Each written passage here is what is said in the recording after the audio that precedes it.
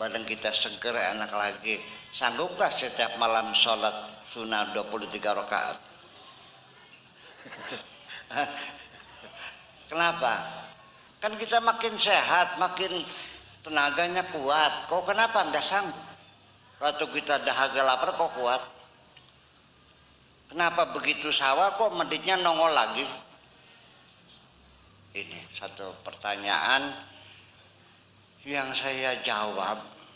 Memang itulah manusia, bahwa perimbangan rohani dan jasmani sangat dapat kita rasakan.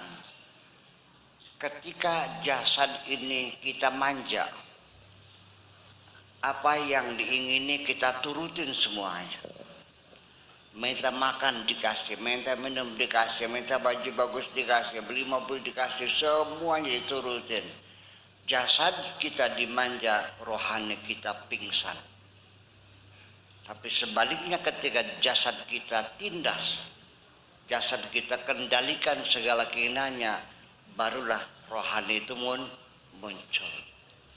Nah, jadi bagaimana caranya kira-kira selesai bulan puasa, semangat ibadah kita terus, hati kita menjadi dermawan, kepedulian sosial terus berlanjut, bagaimana caranya?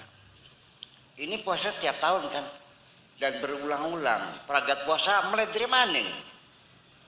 Iya tak beli. Jadi pertanyaannya, ternyata ilmu agama yang kita miliki, nahwu, soroh, balaghah, mantiq, fikih, usul fikih, tafsir, tidak terlalu berpengaruh sekali kok dalam mengontrol jiwa kita ini. Ada nggak orang yang sholatnya rajin tapi kegeronggongnya rajin juga? Ada nggak? Ada nggak yang naik hajinya sering tapi ngadu jagonya nggak istirahatnya? Ada nggak orang yang umroh hampir tiap tahun tapi kalau tangannya utang 10 juta kembalinya 15 juta? Itu. Ini jadi kita sendiri sesungguhnya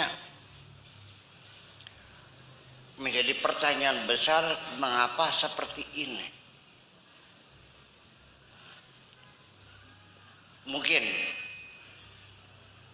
kita melakukan kekeliruan karena barang yang diharamkan Allah itu mirip-mirip barangkali. Kita salah paham atau kita keliru, bisa terjadi. Seperti kita membedakan antara dodol karo tembelek lantung.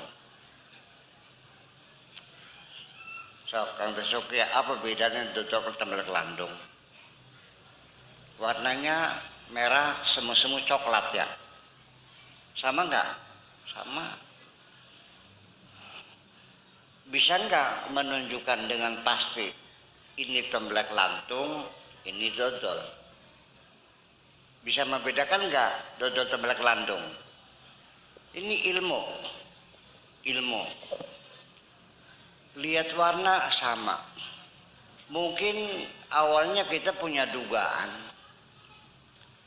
karena adanya di piring, kita terburu-buru mengatakan ini dodol. Karena di lantai ningjogan, akhirnya kita terburu-buru ini namanya tembelek lantung. Bisa nggak terbalik? Anak jago nyotot nih piring,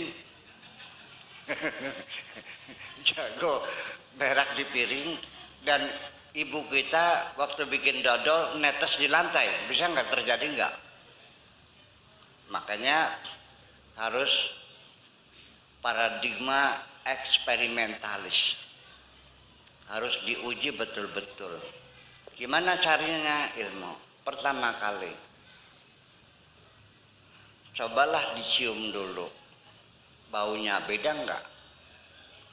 Kalau selengut baunya, apa namanya tuh? Tembelek lantung. Kalau baunya wangi, oke. Satu ilmu membuat kita yakin ini dodol, ini tembelek Kelantung. Sembelih kelantung tuh tai ayam lah. Oke, kita bereksperimen lagi. Dipegang, dipijit gitu. Kalau nyel apa namanya? Kalau pelepes namanya apa? Sembelih kelantung. Dua, kita punya dua paradigma eksperimentalis. Yang ketiga, silakan dicicipi biar tahu. Kalau manis apa namanya? Nah, kalau sambal kelandung rasanya apa? Ayo, siapa yang tahu? Rasanya sepet, Bu. Nih, ilmu kokoh. 3 kali eksperimen yakin ini dodol. Ini ilmu. Tapi dalam realita kehidupan sehari-hari, apa yang terjadi? Dia punya dodol di rumah yang cantik jelita. Masih pengantin anyar lagi. Gemblengnya bu kayak dodol kan gemblengnya. Tapi kenapa lu sembelih kelantung ini geronggong? Dulat lu sembelih kelantung kalau bengi cepriben. Terjadi nggak tuh? Terjadi nggak punya dodol di rumah tapi dia tiap hari makan sembelih kelantung di jalanan. Terjadi kenapa? Nah ini. Jangan-jangan kemaksiatan yang kita lakukan bukan karena kurang ilmu, tapi ketidaksadaran kita sebetulnya. Ini yang jadi persoalan. Masalah haram orang tahu, tapi melanggar juga. Bahwa sholat wajib orang tahu, tapi sering tinggal. Betul nggak? Birrul walidain tahu wajib, tapi anak-anak kita sekarang semakin banyak anak-anak lawan orang tua. Sampai mahfudzatnya hafal, al jannatu tahta aqdami ummahatikum, hafal. Ya kenapa? Ini ibu sekalian, jangan-jangan kita lupa ingatan ini. Lupa ingatan kue jantah. Atau linglung. Kita sendiri juga menjadi pertanyaan besar. Yuk kita lihat di dalam Al-Quran. Surat Al-Baqarah ayat 28 barangkali. Kaifa takfuruna billahi wa kuntum amwata fa ahyakum summa yumitukum summa yuhyikum summa yumitukum summa ilaihi turja'un. Kita sekarang dalam fase yang mana nih? Maknanya, bagaimana kamu tidak percaya kepada Allah, padahal kamu waktu itu sebagai mayit, sebagai makhluk yang mati. Fa'ahyakum, lalu Allah hidupkan kamu. Summa yumitukum, kemudian Allah matikan kamu. Summa yuhyikum, kemudian kamu Allah hidupkan lagi. Summa yumitukum, lalu dimatikan lagi. Summa ilahi turja'un. Jadi mati hidup, mati hidup. Jadi kita ini 2 kali mati, 2 kali hidup. Kita ini pada fase yang keberapa nih? Ada yang sadar enggak? Ini kita mati yang keberapa sekarang nih? Sekarang hidup yang keberapa? Benar. Yuk kita lihat lagi di surat Al-Ghafir ayat 11. Wa qalu rabbana ahyaitana thnataini wa amattana thnataini. Wahai Tuhan kami, Engkau telah menghidupkan kami 2 kali dan mematikan kami 2 kali. Kita ini kehidupan yang keberapa ini? Yang pertama, yang kedua? Benar. Oh. Ini kita nggak ingat dan kita nggak tahu. Jangan-jangan ini persoalan. Kemudian di apa Al-A'raf kalau nggak salah 78 barangkali. Wa id akhadha rabbuka min bani adama min zuhurihim dzurriyyatahum wa ashhadna ala anfusihim alastu bi rabbikum qalu bala syahidna.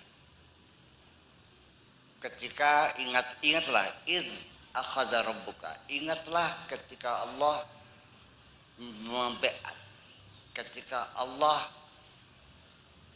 berkomitmen kepada Bani Adam dan kepada turunan mereka.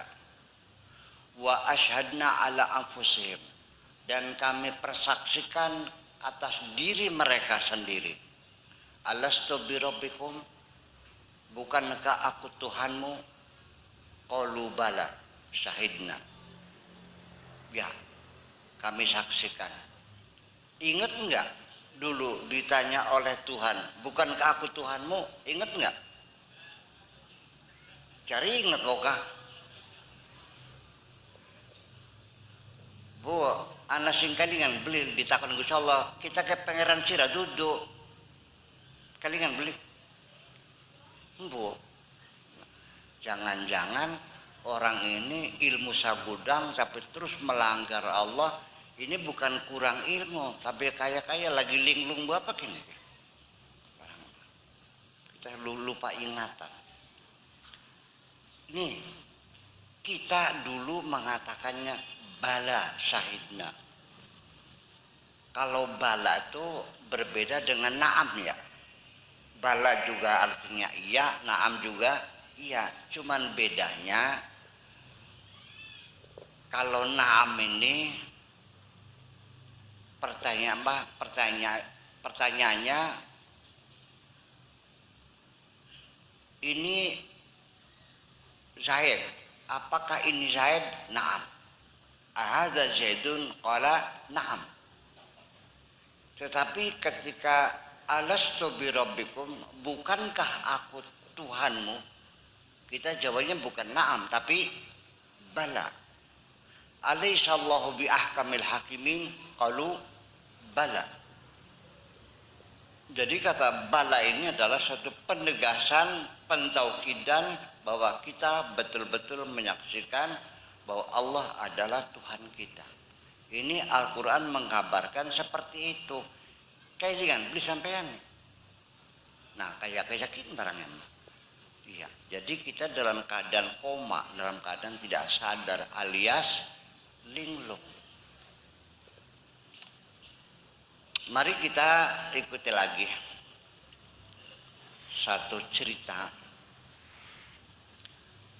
Dulu orang ini usahanya warungan di rumah. Ya, kebutuhan sayuran lah, gesek, bawang, sabrang, ketumbar, terasi gitu tuh, biasa warung kecil tuh. Setiap hari itu sang suami ini belanja ke pasar. Dulu ini. Biasanya 5.000 ini sudah pepak dulu, Bang. Artinya sabrang, bawang, terasi, ketumbar, macam-macam, bawang merah, bawang putih, laos, serai gitu tuh Bang, sebutan dapur tuh. 5.000 pepak. Rupanya karena mungkin inflasi dan harga barang naik, akhirnya ternyata belanja 5.000 ini nggak cukup. Ya. Jadi kata si suami, "Nok, belanjanya ditambah 5.000 mah, ora cukup." Kata istrinya, "Pokoknya dicukup ya belanja 5.000."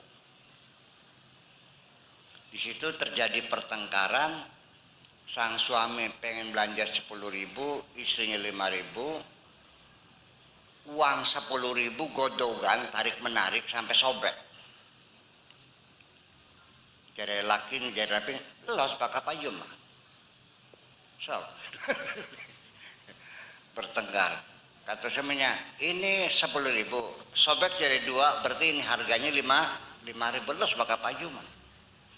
Nah, itu. Tetapi akhirnya pertengkaran berakhir, istrinya ngalah yawisnya, sepotongnya dikasihkan, dilem ya, dilem lagi. Nah sebelum berangkat ke pasar, dia mampir dulu ke warung beli rokok Sri Wedari. Kelingan boten? Sri Wedari ku seadine gudang garam ya. Beli 2 batang waktu itu. Mungkin waktu itu berapa sih, 50 rupiah saja ya, 50 rupiah itu. 2 batang. Yang satu dinyalakan, yang satu diselapin di kuping. Berangkatlah dia ke pasar dengan bawa keranjang, naik sepeda itu. Rupanya sampai di tikungan maut di desa Kliwen sana tuh, ditabrak oleh bus. Dan situ tikungan maut tuh setiap hari kecelakaan dulu itu. Mungkin masih ingat ya, tikungan maut desa Kliwen Jakarta Semaya itu. Tabrak, terpental, kepalanya menumbuk batu DMJ, pingsan, dibawa ke rumah sakit. Perusahaan busnya menanggung biayanya. 1 minggu lamanya dia tidak terbangun, tidur kleker ngolok. Anak dan istri semua kecewa, tidak ada harapan untuk hidup, mungkin gegar otak. Tapi rupanya dokter bersungguh-sungguh mengobatinya, dioperasi dan sebagainya. Akhirnya si orang ini, lelaki ini bisa membuka mata, pelongo gitu. Alhamdulillah, anak istri semuanya sangat bahagia sekali, suamiku masih hidup. Tetapi ketika ditanya saya siapa, dia geleng kepala. Berarti sudah sadar belum? Belum. Masih nangis istrinya, belum sadar. Diobati lagi, disuntik lagi, dioperasi lagi. Akhirnya, siapa? Kamu istriku. Alhamdulillah. Arane siapa? Embu. Sudah sadar belum berarti? Masih belum juga. Diobati lagi, akhirnya kamu istri saya namanya Carningkem. Alhamdulillah sehat. Sudah sadar belum? Ketika ditanya berapa lama kamu di rumah sakit ini, dia tidak bisa menjawab. Sudah sadar belum? Kemudian ditanya, asal usulnya bagaimana kamu bisa ada di sini? Enggak ingat juga. Nah makanya untuk mengenali diri, kenal diri, kan katanya mana arafa nafsahu arafa rabbahu. Ini karena kita belum kenal diri. Satu ciri orang yang kenal diri adalah dia tahu dari mana asalnya dan sekarang sedang apa, lalu nantinya mau kemana. Ini si orang ini di rumah sakit diobati lagi. Akhirnya alhamdulillah dinyatakan sehat. Siapa saya? Istriku. Namanya siapa? Carningkem. Ini apa? Rumah sakit. Jejak belikin nggih. Jejak. Asalnya gimana? Nah, dia mengingat-ingat, saya dulu pernah rebutan uang 10.000, tarik menarik sampai sobek jadi 2. Mau belanja ke pasar, terus mampir kemana? Ke warung. Beli apa? Beli rokok. Berapa? 2. Yang dinyalakan berapa? 1. Yang satunya taruh di mana? Di telinga. Berarti udah ingat belum nih? Ingat. Waras dorong. Engkau dingin. Sudah bisa makan, sudah bisa cebok, sudah kenal istri. Akhirnya dokter menduga ini sudah sembuh. Akhirnya, Pak, biaya rumah sakit sudah ditanggung oleh perusahaan. Bapak sekarang boleh siap-siap pulang, nanti diantar oleh ambulan atas biaya perusahaan otobus yang nabrak Bapak itu. Apa jawabnya? Emong. Pulang enggak? Enggak. Sebabnya Pak, enak di sini. Sebabnya lantainya putih, ranjangnya putih, jendela putih, pintu putih, pelayannya pakai baju putih semua, enak di sini. Wis waras turun kini. Non, akhirnya cirinya kalau orang itu sudah sadar pasti merindukan kapan pulang. Bahkan masih betah nih alam dunia, masih linglung sampean. Wis paham.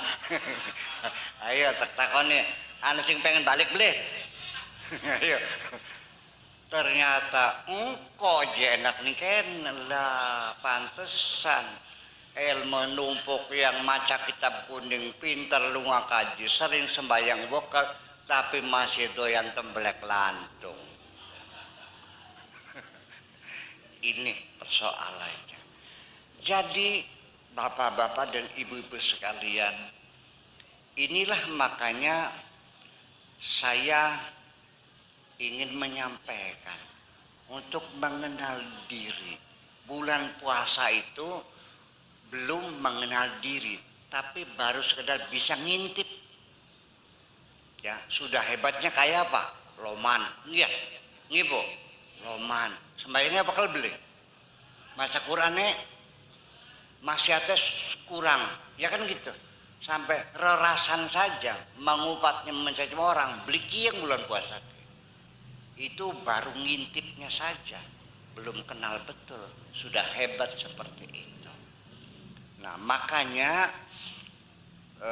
ini suluk para salihin sejak zaman dahulu kala dalam mengenal diri itu rata-rata digembleng jasadnya ini melalui pertapaan-pertapaan.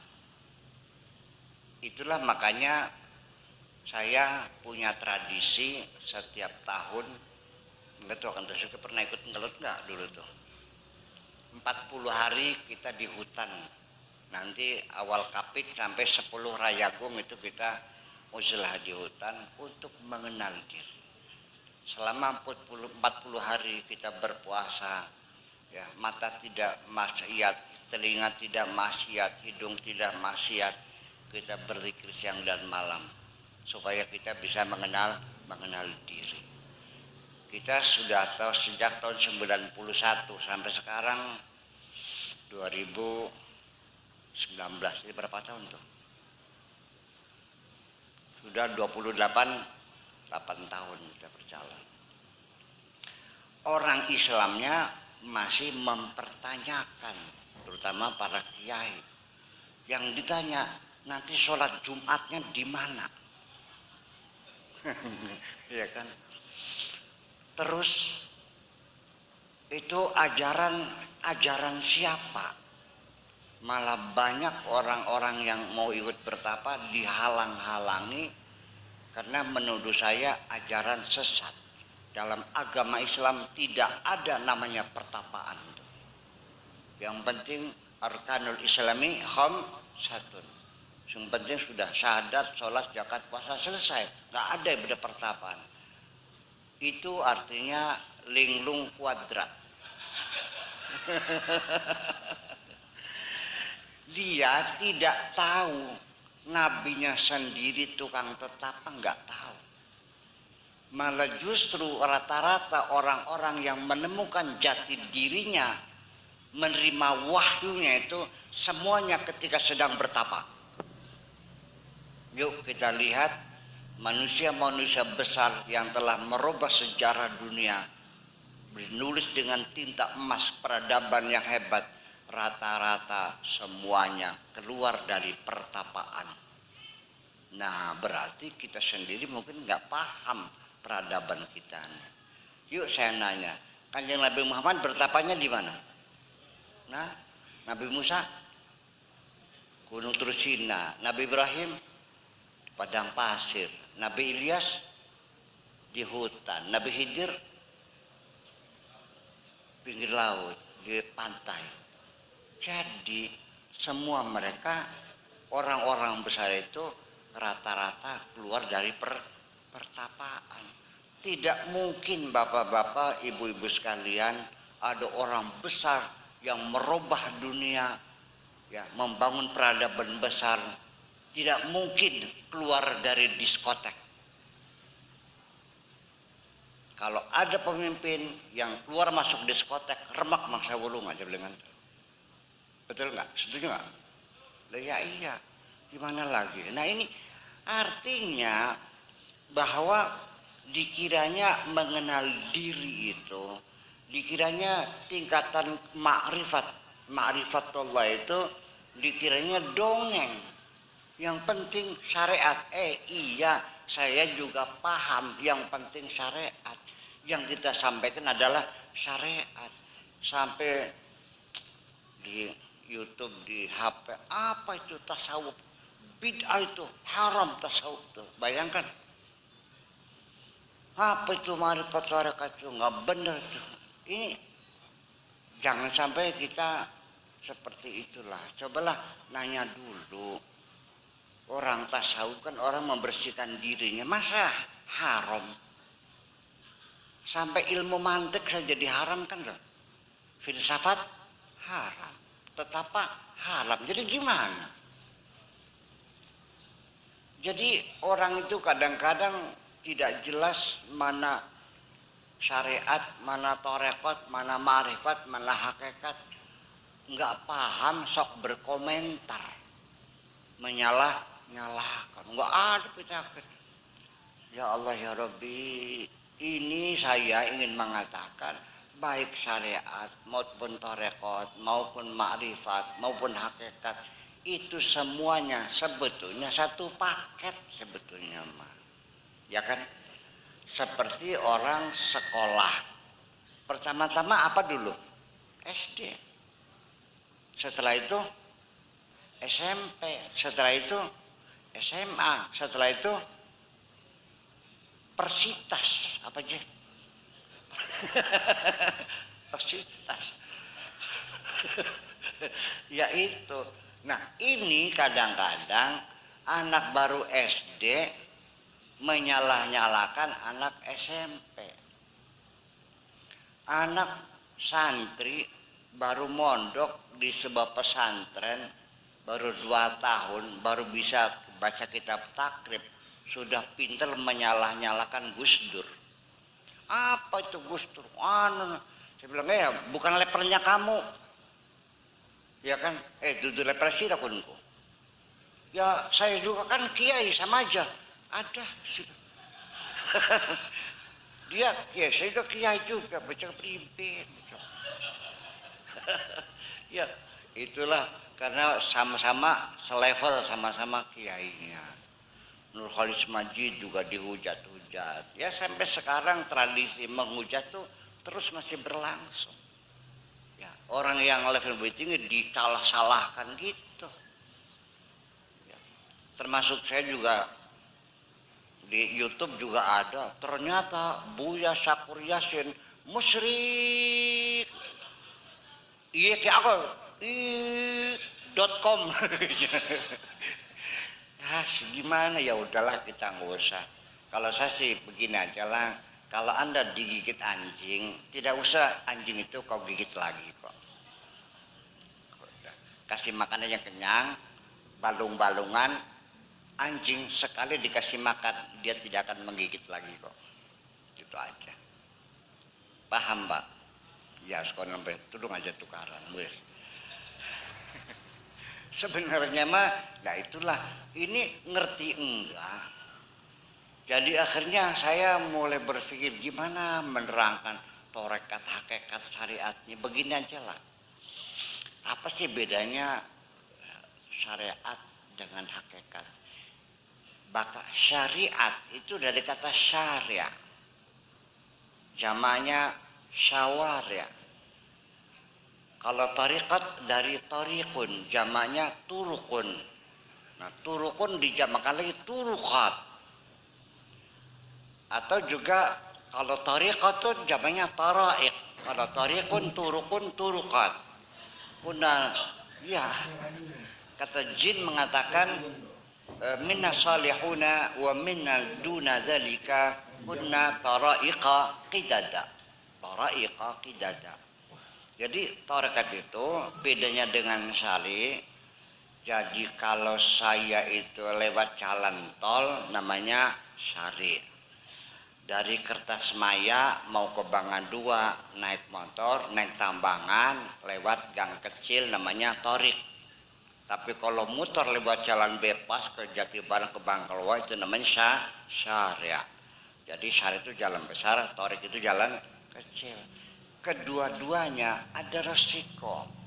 Di jalan besar ya resikonya kita sekalipun berhati-hati mengikuti rambu-rambu jalan, tetap saja wayah nablai mablai ditabrak singguri, ya kan?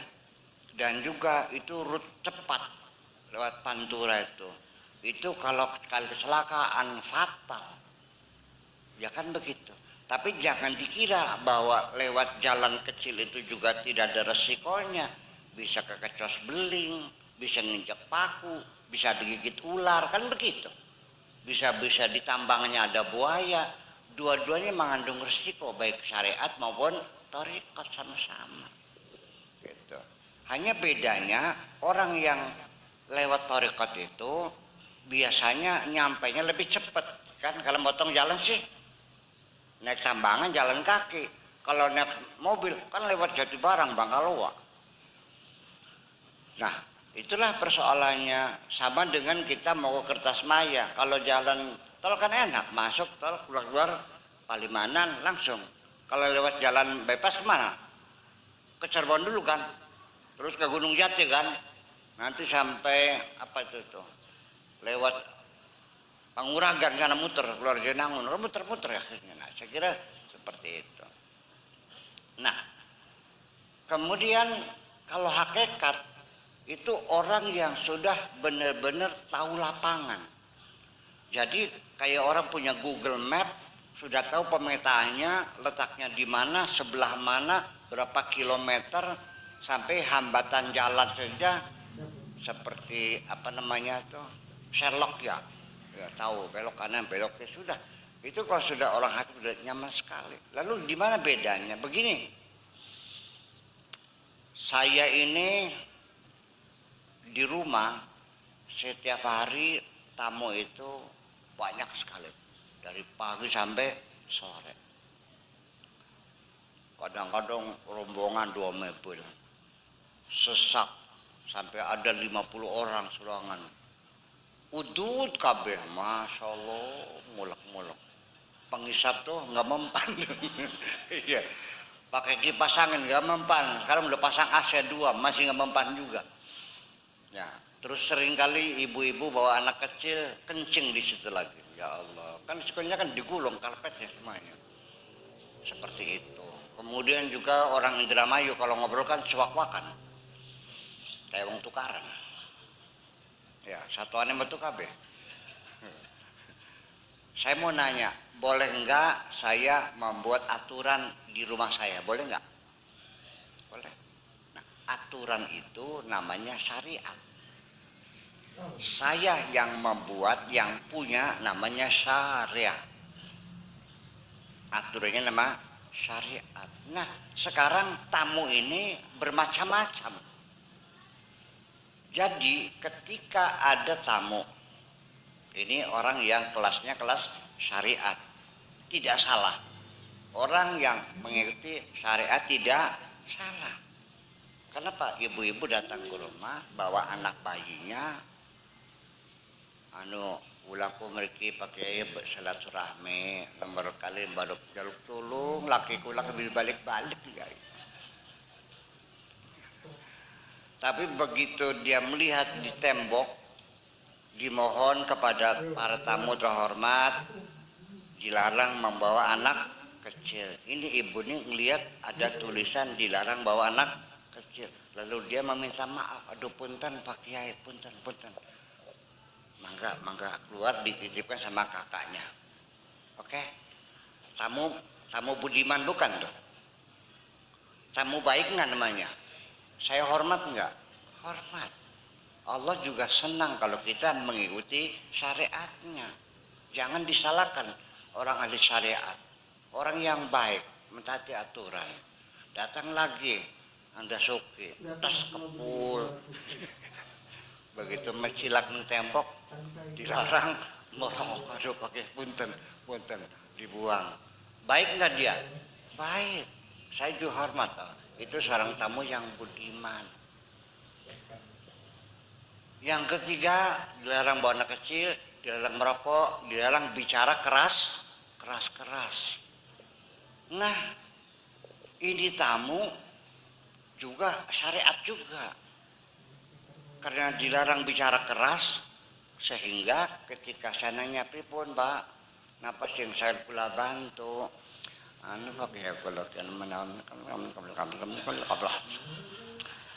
punten kuping kula kajengan banyu atus mau ke sing keras ngomongnya beli krungu emong bloli.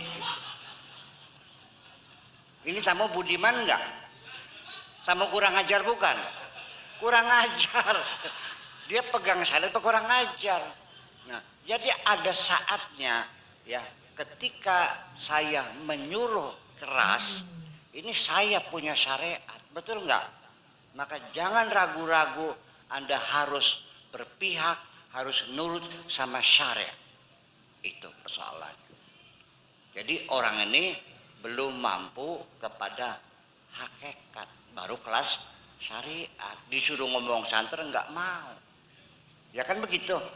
Nah, tapi kalau orang yang sudah ngerti paham, sing keras oh nggih punten Pak Kiai, kula ki njaluk kemat meniki. Nah, ya wis. Kira-kira sebelah enggak ngoten. Ya kira-kira aja puasa maning. Terima beres ya kapira bayar ya. Ada yang begitu Tuhan. Kira-kira aja puasa maning pira bayar juga. Macam-macam tamu itu ya. Saya hormati semuanya itu nggak ada masalah. Ini artinya ketika kita melihat firman Tuhan, Nabi Ibrahim suruh nyembelih anaknya, ngelawan syariat enggak? Lawan. Tetapi kalau dia tidak mentaati Allah, enggak jadi pangkat nabinya, paham enggak? Nah, jadi pada akhirnya orang-orang hakikat itu adalah orang-orang yang sudah bisa menghormati syariatnya, paham? Tapi orang syariat mah baru sekelas menghormati syariat. Jadi ada orang yang menghormati undang-undang, ada orang yang menghormati yang membuat undang-undang. Itulah bedanya. Itu saja persoalannya kok susah banget sih. Jadi artinya begini, yang lucu lagi kadang-kadang nggak ngerti, nggak paham.